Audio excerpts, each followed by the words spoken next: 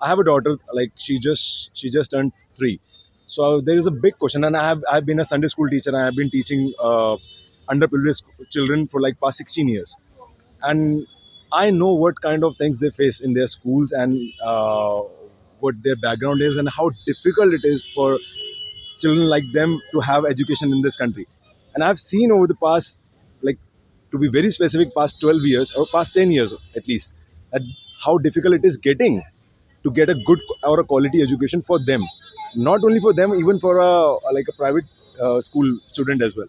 So the question in front of me was that for my kid, like when she'll be going to school, so will my child be an actual student for the school, or will it be a money making like a client? Yes, that's correct. So that's my concern.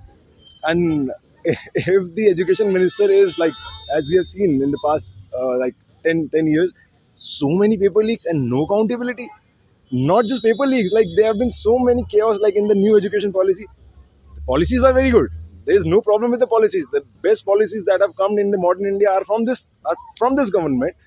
But the implementation, what's the implementation? In 2024, they have launched such a beautiful thing for the paper leaks. Nothing on paper. Like, it's all on paper, nothing on ground. So, like, where's the accountability for that? And if this kind of education ministry is like covering like the education sector during my child when she enters the school, so I have no hope. So that's the reason I'm here. Yeah. So paper leaks and everything have been very usual, and sorry to say that even suicides is not a uncommon phenomena in India. So, but what is so different this time? Why are so many people out on the road here? There is a limit to everything. So I'll give you an example. Like you may have heard an analogy of where the frogs are boiled in water. So like yeah. So but this time, and everyone has like milk cookers in their home. So there is a point when it all comes to a boil. Before that, it simmers. So this is the tipping point. And when we have an educationalist like Somanam Manchuk, and he's taking the stand, and then people have some hope, and that was all it needed. So like that's why we are here. So this is the different thing. So, what kind of a future or a country that you would want your child to grow up in?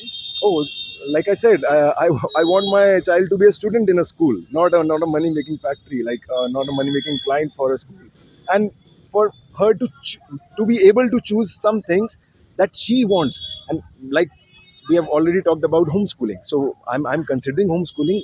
This is the main reason, because I know I have few of my seniors in my college, like they are settled in various in Nordic countries, in Denmark and Norway, and they're very much happy with this education system there. They don't want to homeschool their child because everything that they wish they could have done in at homeschooling, it's being done in at school. That's what I want for my child. So that's what it is. And if you could tell us a little about yourself, what kind of background studies or career you have chosen for yourself? So that's a very good question again, because that relates to this point that we are coming on.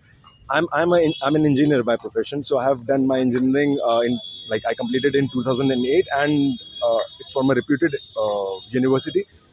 And the curriculum that I had at back in that day, that was like that was continuing from years ago, from decades ago. That is still the curriculum that is being carried forward till this date. So what kind of engineers are we putting in the system? So that's my problem as well. So like that is my background as well. So yeah. So, though like, my hope is that this time we have started something. It's a big movement. It's beginning to get a big convert into a big moment. I hope we get something good out of it. Yeah, that's it. So, one last question. Like you said, you're concerned that your child should not be a client and not a money-making, Right for us. device for the schools. So, I know the answer, but I would still want you to spell it out. That why don't you consider a government-led school? Oh yes, this the answer could sound a little political this time, but like I said, I have been working with the underprivileged people, like underage, underprivileged students. So I have seen the things have changed, started to change under Kejriwal. So few of my students, my Sunday school students, they go to SOSEs. If you have heard of them, they are the School of Specialized Excellence, opened by Arvind Kejriwal and his government. They are the best schools. And my wife is sitting there, and she knows, and I know. Had Arvind Kejriwal continued the tenure, we would have put my child in the government school. We had already considered it. We had zeroed in which sector. Like I come from North Delhi, so I had zeroed in which school I wanted, when to apply. I had everything figured out, but then the regime changed, and now today's Sunday, and I just had a word with one of the people, the same girl that goes to this School of Specialized Excellence, SOSC. Now the name has been changed to CM Shri. The name has been changed.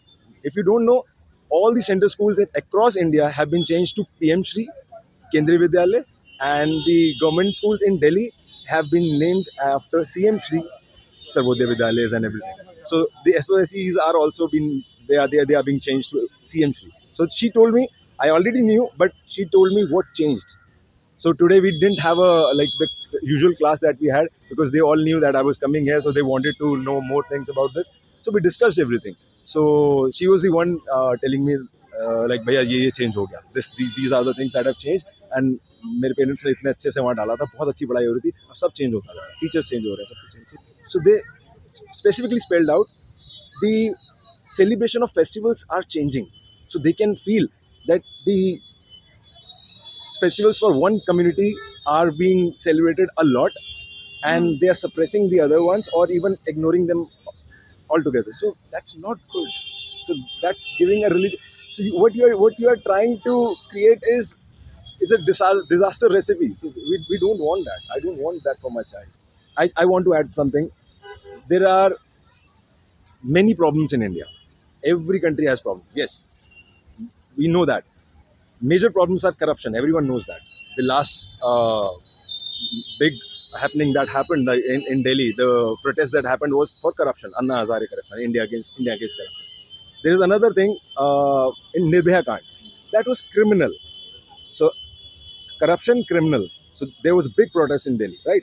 The third one was communal. In 2020, we saw what communal rights happened. So these are the three C's, and we all know what civic sense is, what civic sense in India for people means. So these are the four C's that I know: corruption, the criminal behavior, the communal violence, and the civic sense. There is just one solution for it: education. Good education. If you inculcate good values, good educating values in this, like the little children, so this all will go away someday. So that's my message. Yeah. Very well said. Thank you so Oh, much. thank you, thank you.